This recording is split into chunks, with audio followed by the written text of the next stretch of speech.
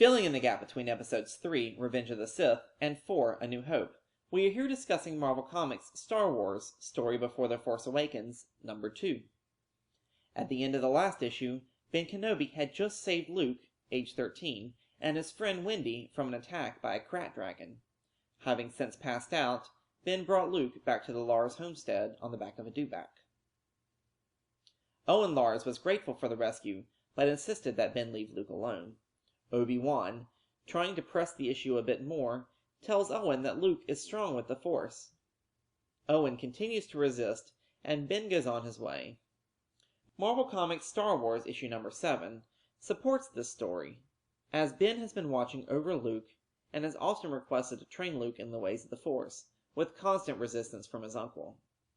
We now fast forward 4 years later to Luke at age 17. We see Luke on his land speeder, bullseyeing Womp Rats, which he exchanges for credits at the local city hall. Apparently Tatooine has a Womp Rat problem. He has been using the credits to make repairs to his T-16 Skyhopper. It's not impossible. I used to bullseye Womp Rats in my T-16 back home. We are introduced to Biggs as he and Luke race around the canyons.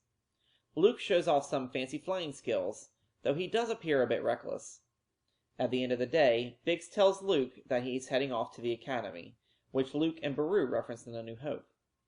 Luke feels like that he is being held on the planet by his uncle, while his friends all head off to the Academy one by one. Jumping 1 year ahead, a Jawa merchant vehicle heads up to the Lars Moisture Farm. As the scenes from the comic start to get very familiar, we see a lineup of droids, including R2-D2 and C-3PO. This comic series is very interesting in that it is showing us the events of the films from Luke's perspective. While towards the end of this issue, and going forward, the comic will be covering many of the events from the original trilogy, it appears that we will be seeing them from a slightly different perspective, following Luke exclusively throughout. Thank you for watching! Please subscribe to keep up with all the insight and analysis found here at Star Wars: The Canon Explained. You can also follow us on Twitter or visit us on Facebook. Till next time, may the Force be with you.